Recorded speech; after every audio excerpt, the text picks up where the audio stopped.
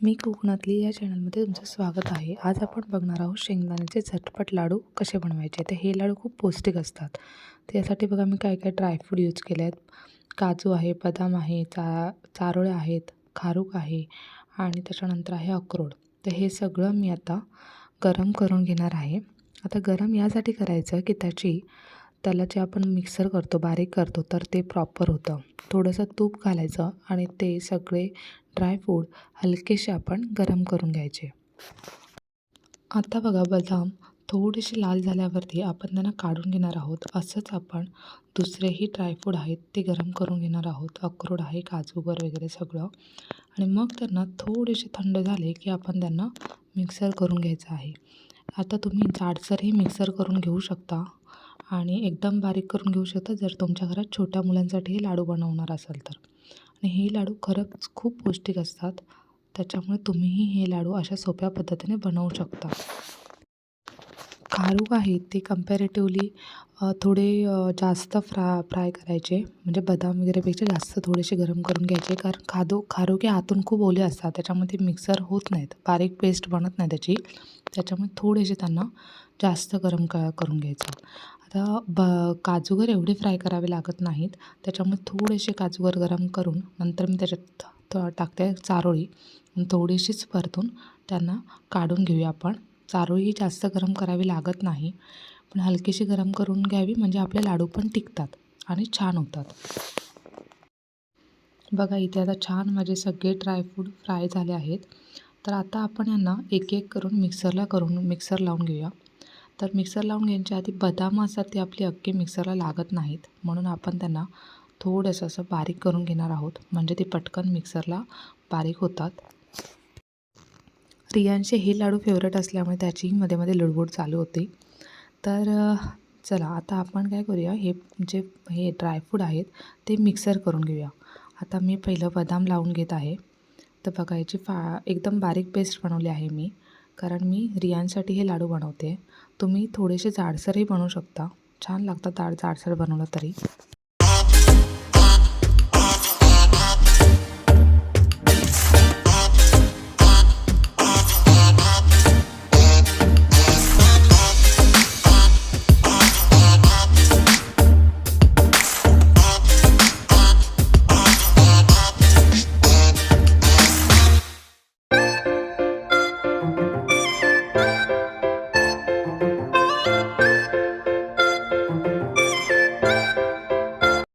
आता आपल्या लाडवाचा मेन घटक भाजून घेऊया.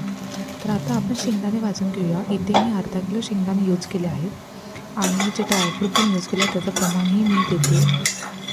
त्याच्यानंतर आता हे जे शेंगदाणे आहेत ते थोडेसे काळपट असे होईपर्यंत आपण प्रॉपर भाजून घेणार आहोत. थोडे भाजून घ्यायचे. तुम्ही अर्धा किलो जर एकदम भाजत असाल तर ते प्रॉपर भाजत नाही. त्याच्यामुळे मी इथे अर्धा किलोचे 2 भाग म्हणजे 2 वेळा भाजून घेणार आहे त्यांना व्यवस्थित.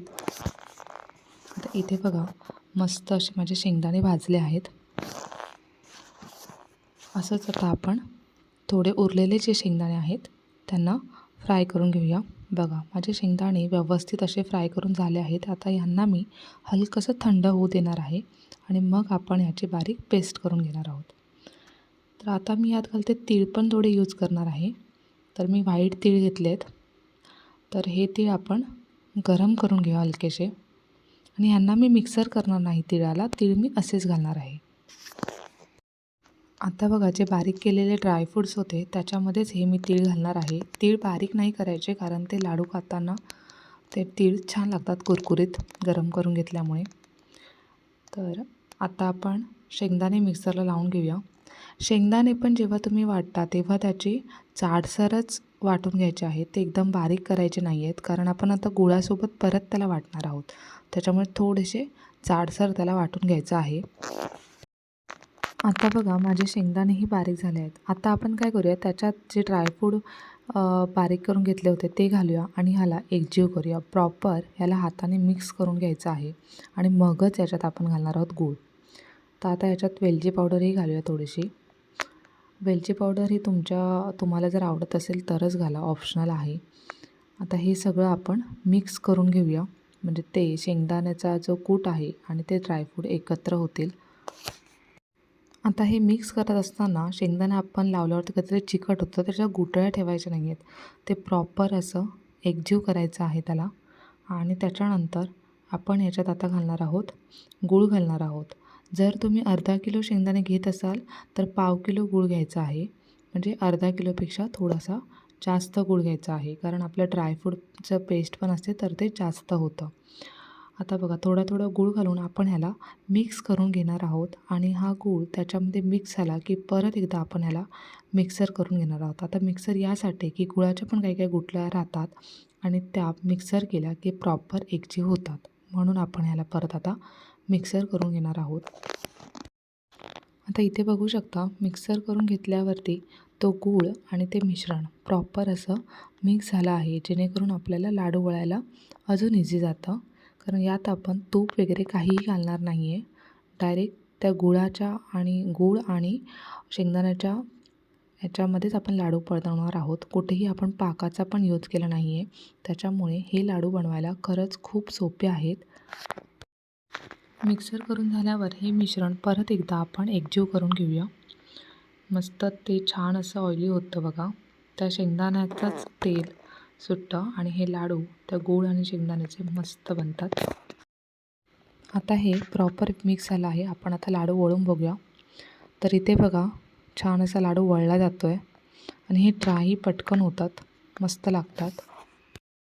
हे लाडू वळायलाही मेहनत नसते जास्त, त्याच्यामुळे इझिली हे लाडू तुम्ही वळू शकता.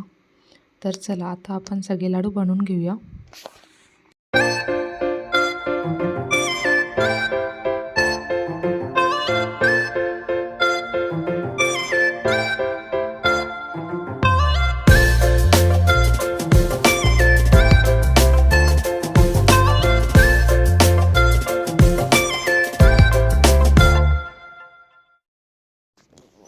रियांचे हे लाडू तर खूप फेवरेट आहेत, त्याच्यामुळे त्याला लाडू बघितल्यावर तर मोह आवडलाच नाही. त्याने पटकन एक लाडू उचलला आणि खायला सुरुवात केली. हे लाडू छोट्या मुलांसाठी खरंच चांगले आहेत. तुम्हीही असे लाडू नक्की बनवून पहा आणि मला कमेंट करून सांगायला विसरू नका. चला तर मग भेटूया नेक्स्ट व्हिडिओ. चॅनलला नवीन असाल तर सबस्क्राईब करा आणि लाईक शेअर कमेंट करायला विसरू नका.